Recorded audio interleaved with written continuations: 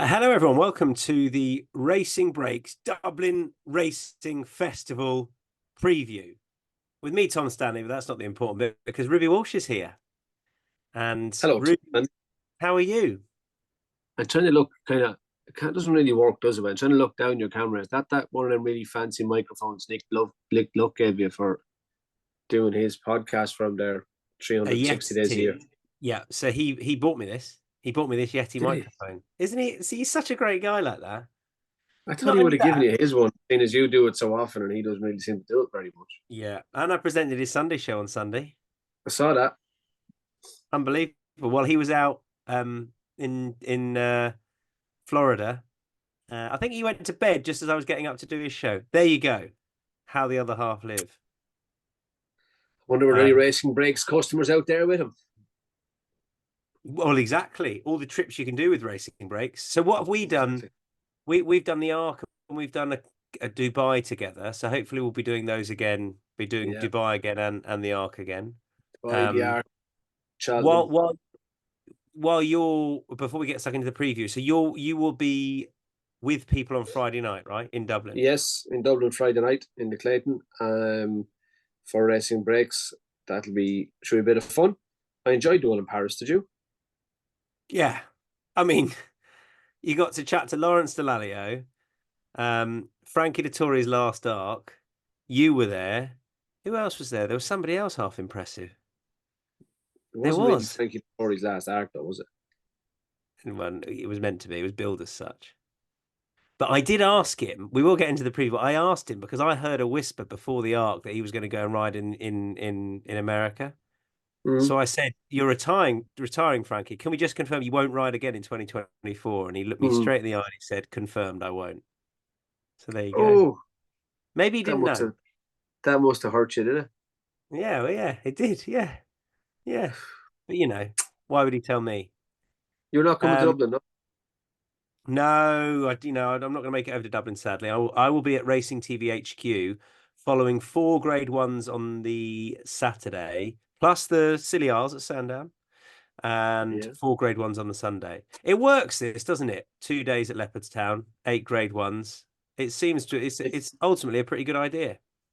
It's a great idea. Obviously they were always there as race meetings. The Irish Champion Hurdle, the Irish Gold Cup.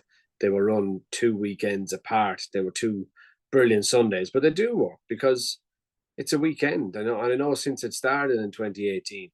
I only rode in 2019. I was injured in 2018. Then I retired. But I know socially it's a brilliant weekend in Dublin, and I really enjoy it. Great racing, backed up together. It's a mini. I suppose it is a festival. Could you call it a Hmm. festival? It is a festival, Tom, isn't Yeah, it?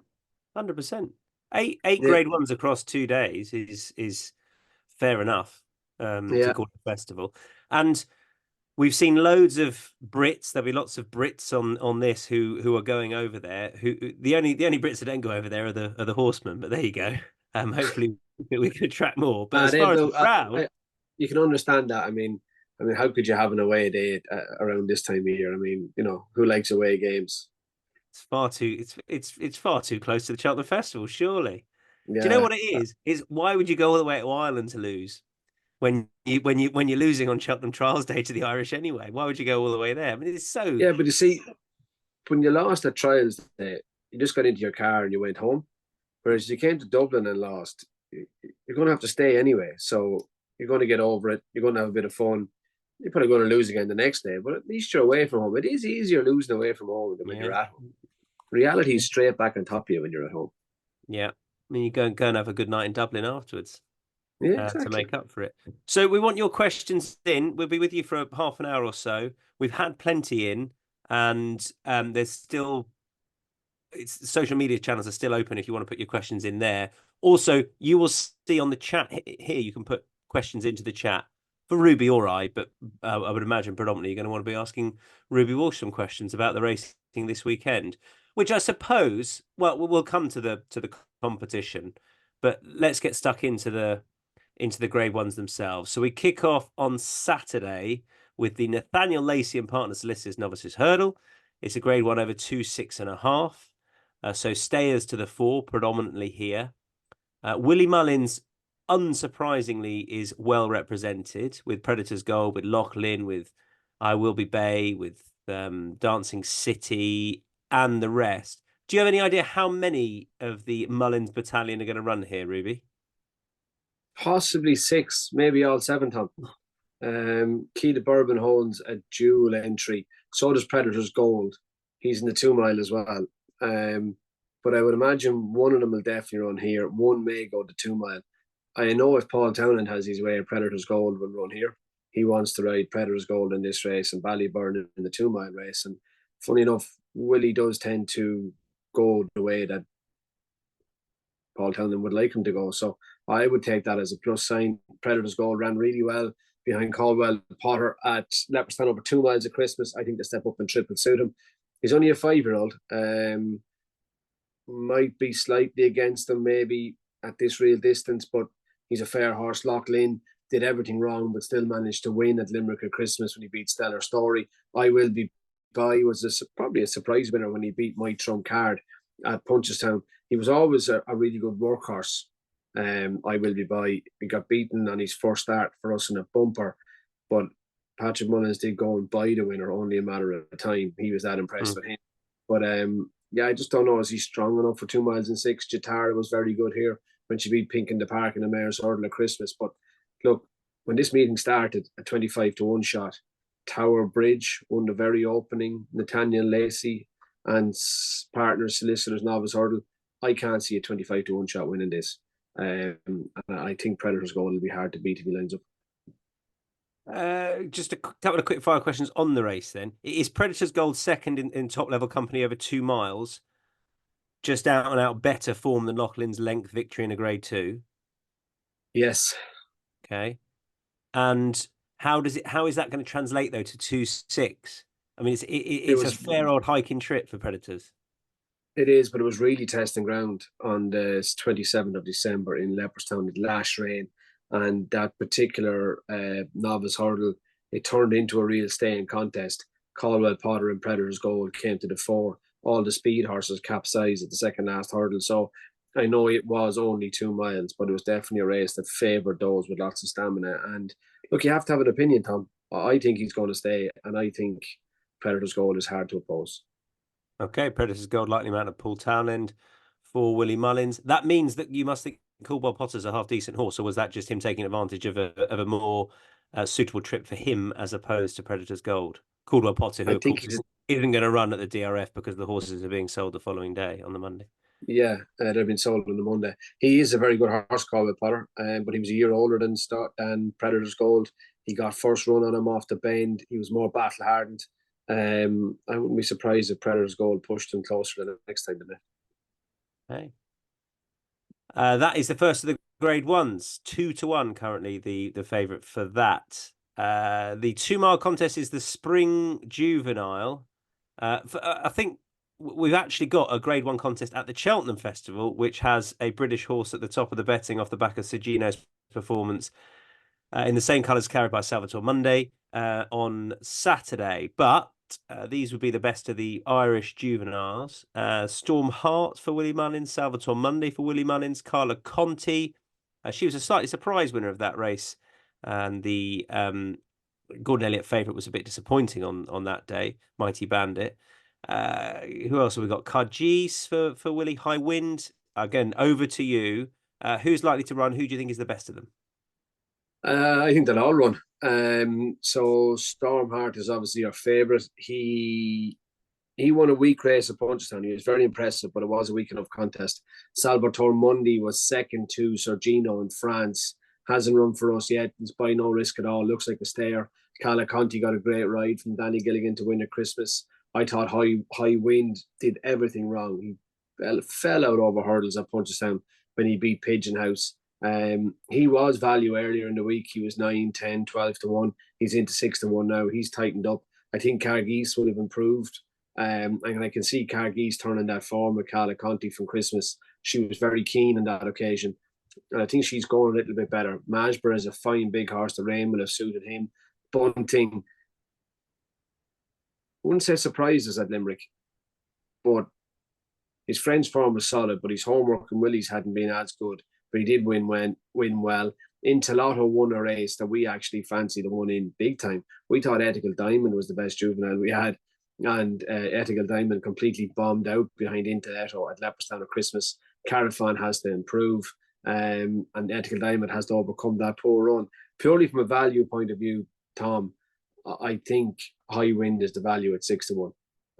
But this is a race I think that the bookmakers will get a result, and it's one that's going to give Paul Townend a fair headache.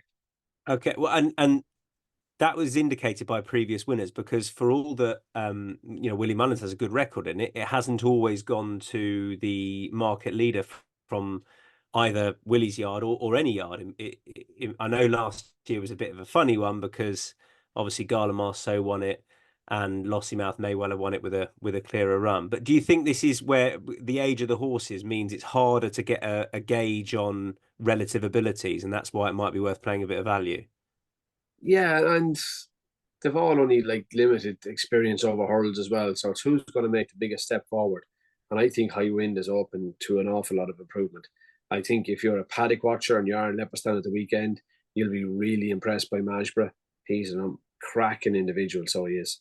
And you'll probably side with him if you see him in the flesh. But for me, I'd be going with High Wind.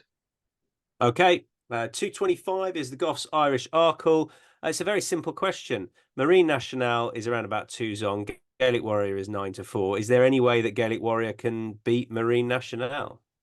Oh, I hope he can. I'd love to see him, but to be really honest, I don't think so. I thought Marine Nationale was pretty perfect on chasing debut here at Leopardstown when he beat Firm Footings.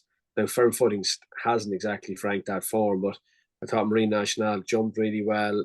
Michael O'Sullivan kept it really simple on him. And look, he looked through all his form, unbeaten, beat Irish Point in a Royal Bond, beat Facile Vega in a Supreme, one from one over fences. I know if we had him in Willie Mullins, we'd be heading to Leopardstown thinking this will win whatever somebody brings. Barry Connell is entitled to be thinking the same way. So, look, we do have Gaelic Warrior in there against them, and maybe a couple more. I wouldn't be surprised if Willie went up in trip at Facile Vega. Ilete Tom could take his chance, and maybe Sharjah as well, but maybe Sharjah will go up in trip too. So it could just be Gaelic Warrior and Ilete Tom for us taking on. Can I ask you about Facile Vega, Ruby? I'm sure he was your racing TV horse to follow this year because you thought he was going to go on and prove his worth over fences. I mean, ultimately, have you been disappointed? I was disappointed in Leopardstown the last day, but I remember a very good horse blowing out there one time too. I was in Kempton watching a really good Novices of Willie's running at Leopardstown, and he absolutely bombed out. He was called Vatour, but he fairly bounced back from there. So I don't know. One swallow doesn't make a summer. One bad run doesn't write a horse off for me either. But I think he'll go up in trip, and I think he should go up in trip. I think we, as a sport, are obsessed with stallions when actually it's dams that are 50% of the chromosome anyway, or the genetics. To me, they have a greater influence. And Gaelic or Facile Vega's dam was a stare. I think he wants a trip as well. Okay. That's Facile Vega dealt with. If Gaelic Warrior is going to beat Marine Nationale, is his best chance to go forward and make it a real test? Because he stays. His best chance is hoping that somehow between now and Saturday, somebody turns all the fences around in Leopardstown and they race it right-handed instead of left-handed. That's probably, I'm not really sure. Willie Mullins has a lot of power, but I'm not really sure he can manage to get that done between now and the weekend. But going left-handed and even back at 2 miles, like when you look at it, Gaelic Warrior didn't have the speed to beat Impere Pass last year at Cheltenham. I'm not sure how he's going to have the speed to beat Marine Nationale this year. And one more Grade 1 is the Paddy Power Irish Gold Cup. Galopin des Champs is, well, I was going to say his life was made easier by some recent defectors, but ultimately, given that performance last time at Leopardstown, I don't think it's made much difference. Is he just a very hard horse to oppose, or can Fast or Slow make it 3-1? Yeah, well, on form, Fast or Slow can. And I suppose it's in the back of your mind, Tom, whatever way you look at it. I mean, if you watch the John Durkin, it didn't look like Fast or Slow. Sorry, not the John Durkin. When you watched him in Punchestown last April, it looked like Fast or Slow wanted every yard of the 3 miles. Yet when they came out this year, he dropped back down to 2.5 and beat Gallop in the Champ. Now I could see Gallop in the Champ being ridden differently. He'd be ridden like he was at Christmas, more forward. He'll be in front of Fast or Slow, and he'll be making JJ's level follow him. But look, I happened to ride him during the week. He's in great form. I thought he was spectacular at Christmas, and how could you oppose him? Yeah. What's he like when you ride him at home? He's a good ride. He's like, he carries his head low in front there. He's a comfortable ride, Tom. Yeah. That's the best way of describing him. And he's much easier to ride than that El Fabiolo anyway. That's all I know. Could I win on him? Could you win on him? No. No. Why do you have to think about it? I was thinking about being nice, and then I was thinking, well, what kind of race could he win on him? And no, sorry, Tom, no. Before to the first, not a chance. Okay, that. Yeah. And looking ahead to the Gold Cup, is there any way? I guess it depends on what happens here. But there was a time before Leopardstown when people were going Fast or Slow as the up and comer. Galopin Des Champs isn't the horse he was because the Gold Cup has you know, he'll never be the horse he was after that lungbuster in the Gold Cup. Did Leopardstown just prove he's every bit as good as we ever thought he was, and he's back to his best? Yeah, I think it does. I think it does, and I hope he can go and win Sunday or Saturday even, and I hope he goes and wins at Cheltenham in March, because if he does, it probably puts to bed the myth about Gold Cup horses needing to be fresh and not too many runs, etc.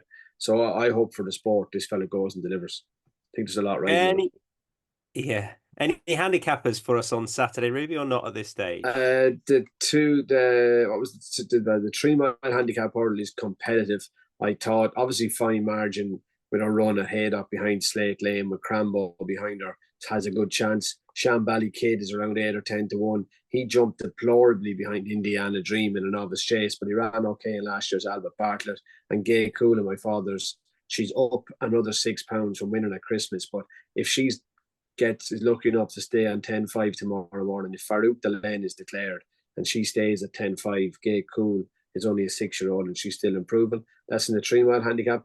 The 2 mile handicap chase, I really cannot understand for the life of me why there's not English horses in this, Tom. English 2 mile handicap chasers are always better than Irish 2 mile handicap chasers. It's like English sprinters. They're usually better than Irish ones. This is 150,000 pound chase. 100,000 chase. 100, and there's no English runner. It really does baffle me. I don't have an opinion on that, but I will be waiting for the bumper because I want to see a dream to share. And look, some people will bemoan the fact that he's going to run in a 6th bumper. Well, at least we're going to see him, and he's going to be hard to beat. Yeah, he's around about 11 to 8. Is that just priced up on an absence, do you think? Isn't he just better than these? I would say he is. Jalon Dudery has been very good at Gordon's on his 2 starts this year. He beat Redemption Day at Christmas. Joystick was good on his debut at Leopardstown when he beat Arctic Lane. You ought to know hasn't run since Galway when he won. And of course, Jeroboam Mashen of Paul Burns did well to beat DB Cooper at Ferryhouse. So with plenty of talent in here, Tom, but I don't think there's anything as talented as a dream to share. Sunday is the second race, the 110. The Ladbrokes Chase Factor File is around about 6 to 5 off the back of the win last time. Facile Vega. This is where he's going to run, do you think, or not? I think he will. He's been backed. He was a better price than that Facile Vega. Some people are still retaining the faith. Grange Clare West is in as well. I could see the 3 of them lining up. And to me, it's take your pick. What impressed you most? I thought Factor 5 was very good when they beat Zana here at Christmas. Facile Vega absolutely bombed out, but I thought he was really good when he beat In the Pocket at Navan. And Grange Clare West has done nothing wrong. And Grange Clare West has really proven himself to be a good jumper. He won over 2.5 at Naas when he beat Hartwood. He was always going to win. He was travelling so well on that occasion. Corvus Cross was 3rd. Yeah, this is a tricky one. But there's no negative for any of Willie's horses. And purely from a value point of view, Tom, you kind of have to be siding with Grange Clare West now as the outside of the 3, wouldn't you? I think 6 lengths defeat of Corbett's Cross, who I think is a very talented horse. Like, I think he's he's still a potential horse because he's got to iron out some jumping frailties. But I mean, I think he'll go and really serve it up to Hermes Allen in the Sandown race. But So yeah, I think a Billy, six length win, yeah, six length win, albeit over further in Grade One company last time. I'd much rather take that price than I would Factor File, albeit a facile success at Leopardstown. But I was impressed with it. But I mean, is this trip going to be short Grange Clear West best? I guess is the question on ground that it's not going to be too bad, is it? it's still officially soft. We had plenty of rain here today. It was a miserable afternoon actually, and you obviously weren't watching Fran Berry at Dundalk, were you? I was working. I was, yeah, yeah. I should have So you paid more not attention to the weather.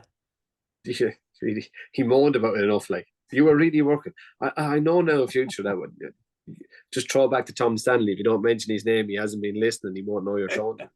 So true, so true. Yeah, yeah. I just have a dig at whoever's working and then go and make a cup of tea during the racing.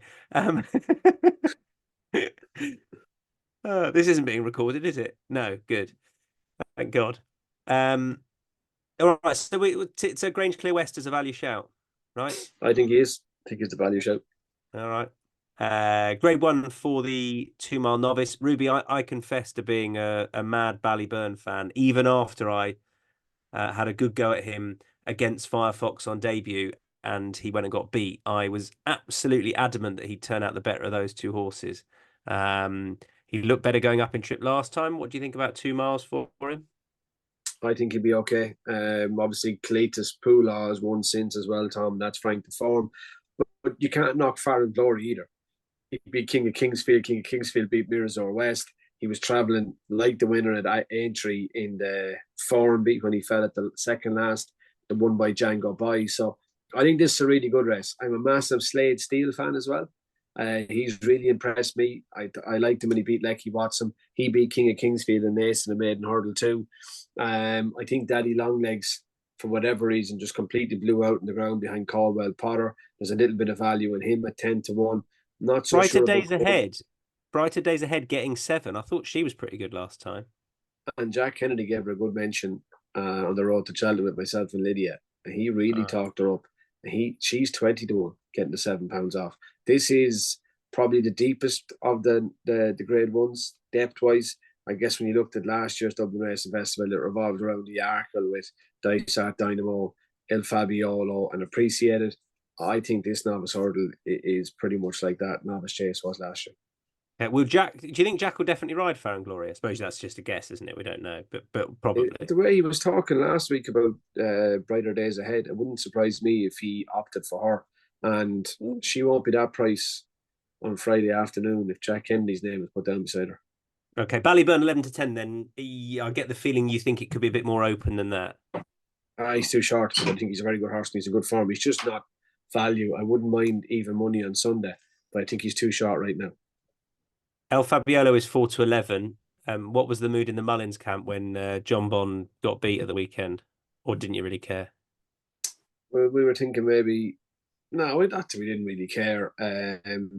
Nothing we can do about that, Tom. And it all went wrong for John Bond, so we wouldn't read it too literally. Just hope El Fabiolo goes and wins Sunday. Look, and he's a ridiculously sharp price at 2-7, but I do think in a bet without market or a forecast market or whatever way you're going to want to go about it, I actually think Gentleman to Me will turn the form with Dino Blue. Okay. He's just so he's ultra inconsistent, isn't he? Yeah, but I do think his run at Leopardstown was his best first run of the season for a long time, and usually he kind of improves along slowly. And I just was really impressed with his first run this year. He won the race last year when he beat Blue Lord, and I just think he's in good form. And it won't shock me if he's the one that chases El Fabiolo home. Okay. Do you ever ride him at home? Because he's a bit of a loose one, isn't he? Oh no, I'm not fit enough for him. Okay. David Casey rides him. He's only for the outlets. Okay, Gentleman de May maybe in the without market. Quick line on El Fabiolo at Cheltenham. Just difficult to look past. Best horse for division. He is very difficult to look past. But look, John Baum was 1-4 last Saturday. He got stuffed. El Fabiolo 2-7 this Sunday. Can't walk around the 1 week, can they? State Man is 2-7 for the Irish champion. Is Impere Pass an intended runner? Yeah, and he's improved in Pere Pass. He's improved since Christmas. He's definitely going in the right direction. Bob Ollinger's an interest in running. Bob Ollinger. Which one are you going with? I've always said Ollinger. Bob Ollinger, so we're Bob on Tom Ollinger. Stanley's show, so we'll go with Ollinger. Yeah. He's an interesting runner too. Thought he was good at Christmas, and obviously Marie's Rock went to one at the weekend, so that form looks a little bit better. But yeah, Stateman's very good, but I do think Imperial Pass improved. If Lossiemouth did take on State Man with £7 in her back pocket, who would win? Stateman. It's the answer I knew you'd give, but it's not necessarily the one I wanted. But you should have teed me up beforehand, though, and told me what answer you wanted. Then. No, I like honesty. She's good though, right? But she's she has a bit to go. She has a bit to go. Whatever way you look at it, I'm not sure how good a race the Unibet was at the weekend in Cheltenham. It was a big prize fund, but she only had a half penalty as well. And I know she was really impressive, but she's a long way to go to be at Stateman's level, let alone Constitution Hills. Okay. Just on the prices then, if anybody's looking for a bet, sit on your hands, or you think sit in your hands, yeah, buy a pint, cup of tea, maybe coffee if you prefer that. But I know he's not. It's not a betting race. Okay, cup of tea and a biscuit. Handicaps or any other races? The Mayor's Bumper on Sunday. Yeah, I think Meeting of the Waters is favourite for the Leopardstown Chase, but I think James de Burley will turn the form with him. They ran together in the Paddy Power at Christmas. James de Burley is only up a pound. Meeting of the Waters has risen 15. And I think when they at 2 miles and 5, James de Burley was going to give Meeting of the Waters all he wanted of it. So I think James de Burley is a great price in the Leopardstown Chase, dropping back down in trip to turn over Meeting of the Waters, who's favourite. The 350 is the second last, the handicap hurdle. Tricky enough contest. King of Kingsfield's in here. He obviously will be interesting off a mark of 140. Willie has a horse in called Old Castle de Mott. I wouldn't be surprised, Tom, if he goes to Newbury the following weekend. He's a rating of 139 in Ireland, but he's only a 133 in the UK. So I'd imagine he'll head for there. Zenta needs to improve. Wouldn't be a massive fan of horses back from fences and 2 mile handicap hurdles. So I'd be watching her maybe for the next day. Nothing jumping out overly strong in that handicap hurdle, and the Mayor's Bumper is the last, Aurora Viga. But I think that's the one I wrote that was in front of El Fabiolo. Femme Magnifique. Yeah. But I think Baby Kate is the percentage call. I think she's a better mare than people are giving her credit for. Okay. Sometimes it's the bumper horses with the Mullins team that you. I put this to Willie one. Do you remember when the Cheltenham bumper was delayed? Do you remember that year? Yeah. Because of the rain. Yeah. And I was having a nice old chat with Willie, and then I got a bit overconfident, and I was like, "Isn't it true that you don't really know? This is the Facile Vega year, right? Isn't it true that you don't really know which the better one is?" And he just looked at me as if to say, "Don't tell me I don't know." And Facile Vega is the best of these. And then Facile Vega went and bolted up, so I look like a whatever. But there you are. There you are. You don't always know. No. But yeah. It wasn't my fault the race was delayed. There we are. Trying to make telly. Are you ready for some questions, Ruby? Yes. Good. Right, we've got a few. Keep them coming in on the chat as well. If there's anything in particular you want to ask Ruby, we've had Dale Grimble who says, "Why do you think it is that UK trainers are not sending their horses over to the Dublin Racing Festival?" I think we've sort of answered it, but the main reason is.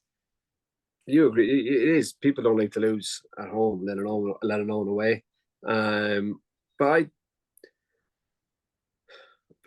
probably people will laugh at you for saying it, but I think that wheel will turn, and I can remember when it was English horses that were winning the Irish Gold Cup, not Irish ones. Yeah, but do you really think it'll?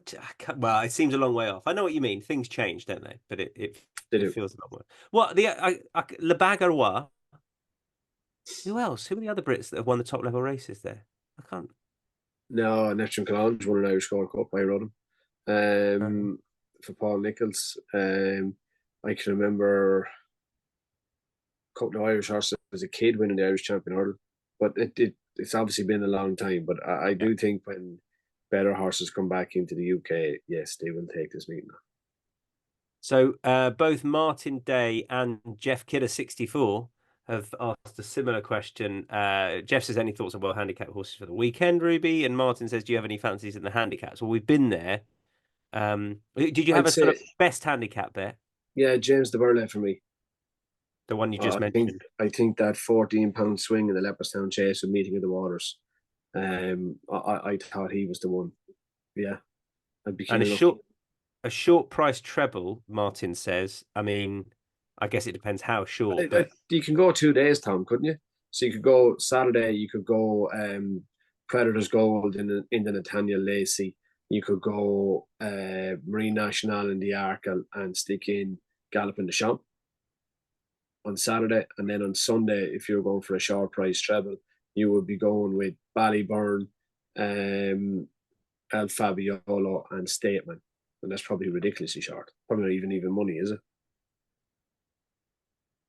I don't know, but it's hard to see past them. Yeah. So there you go. The Mullins Townend combination is unstoppable at the moment. Is the Mullins domination good for racing? Look, everyone would like to see competition spread about, but is the Mullins domination good for racing? I would say it wouldn't be if he didn't allow his horses to take each other on, but he does. So if it was a domination in by he has all the entries saying the Labrook Novice Chase, and on Friday morning decided he wasn't running um, Danes Clare West and he wasn't going to run Fast Style Vega and he left it as a solo for Factifile, I think then you would have an issue. But the fact that they're all owned by different people and when he runs them against each other, I don't see it as an issue. Now, that's only my own personal view. But I think once you're getting the best horses, I really don't care who's training them. Who do you think is the most vulnerable favourite at the Dublin Racing Festival this weekend? I'm going to answer Ballyburn from what you were saying at the prices. No, I just don't think he's a value at the price, but the most Okay. vulnerable favourite is probably Stormhat, The opener. the juvenile. Yeah. Oh, the juvenile. Yes. Yeah, Round. I can't remember what price we said. he was short enough now. He was 5 to 4. Hey, there you go. It's disappointing to see a lack of British trained horses. What can be done to encourage? What can be done to encourage more participation? I I don't mean, know, the but prize money's good enough. Like, yeah, what do you want? I would definitely think. But look, what do you do? I mean, there's only X amount of horses. So Mm. between the meeting at Linkfield and Ascot last week, Trials week, and Doncaster, Trials A and Doncaster last weekend, you've Sandown this weekend coming. There's only a certain amount of horses to run in all the races. So I don't know. I do know the answer, but we will be here till about 9 o'clock. Again, I'd be finished trying to explain it. Yeah, fine. When you've got horses like Corbett's Cross who are ducking the race at Leopardstown to come to England because they think it's more winnable, then what are the English going to do? So there you are. Yeah. Who is the breakthrough trainer to keep an eye on? I guess that can be Britain or Ireland. Um, breakthrough trainer to keep an eye on. Who's doing really well? I think the two lads are doing well. They did well with Morocco last year. I was Josh going to say Greenall and Guerrero. Guerrero and Gronero, yeah. Yeah, Well, I think they're that was. doing a good job, yeah. Yeah, yeah. I think they've got a good modern balance, Yeah, and they can train a horse. They can prove a horse. I yeah. agree. Breakthrough jockey to keep an eye on. Oh, See I the fella suppose rode a Mike treble today, Dylan Johnson. didn't see any racing today, Tom. I was doing homework for Road to Cheltenham. Breakthrough jockeys doing well. There's a couple of lads getting their turn for grinding out a living. Johnny Burke, Gavin Sheehan. They're not necessarily breakthrough, but they are proven that a shut mouth and a good work ethic will eventually get you to where you need to be. And a lot of young people need to learn that. Last one is Ireland winning the Six Nations. Obviously, a big night on.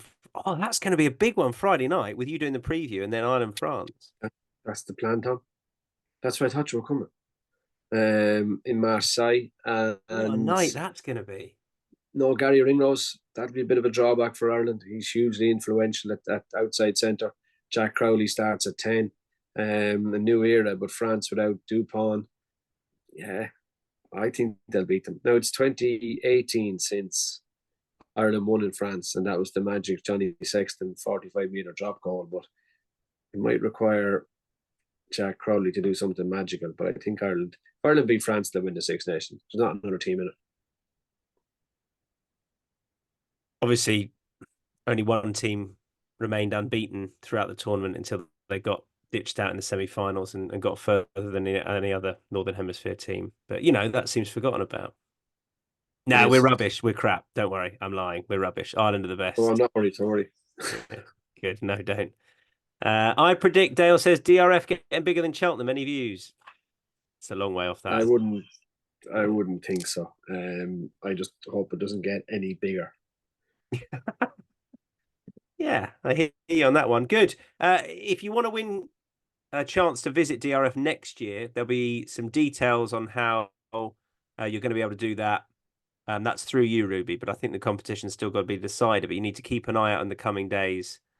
It'll open straight after racing on Sunday. So if you're looking to go to the Dublin Race Festival next year, you'd like to book anything, make sure and keep your eyes peeled on racingbreaks.com and throw my name onto the end of something there. You might get some few quid off. Where are we going next time? I'm going to Cheltenham Festival. Racing Breaks are going there. Aintree. Dubai in the middle. Dubai then Aintree, You're going to Dubai in the middle? Yeah. Oh, 100%. 100%. I will be out there from the Tuesday. Yeah. I only need to be there from the Wednesday, but it's very important that I say it's from the Tuesday. Flights were tricky, so I think I have to go on the Tuesday as well. Now Yeah. Dubai, Ascot, Paris. I'd love to go to Delmar, you know that? Yeah. That's on my bucket list. Yeah, me too. Been a Breeders' Cup once, didn't work it, but Delmar. That would be Delmar. That'd be dreamland. You ever been to Tokyo? No, never done that either. I was in Tokyo and I was in Nakayama, which is supposed to be outside Tokyo, but I don't remember leaving Tokyo to get to Nakayama. It just all looked like it was one city to me. But I'd love to go to Tokyo, to a Japan Cup. Yeah. And I wouldn't mind doing a bit of Hong Kong around that time too. Yeah, I did that one. Yeah, good fun. Yeah. It's the racing game, isn't it? It is. Finally, what's the best thing about Dublin Racing Festival? What is the best thing about Dublin Racing Festival? I wouldn't think there's any one thing that makes it the best. I just think it's good racing. It's a good city. It's a good night out. I remember standing last year on Grafton Street, on one of the streets off Grafton Street, thinking, I have never seen so many racing people, racing fans in Dublin city centre. And I think the English are a huge part of the Dublin Racing Festival. The English racecourse definitely make it a better weekend. There you go. If you haven't been, go. And to those of you going this weekend, have a great time and enjoy the preview with Ruby on Friday night. Ruby, thank you. Cheers, Thomas. Thanks, everyone. Have a good DRF. Bye-bye.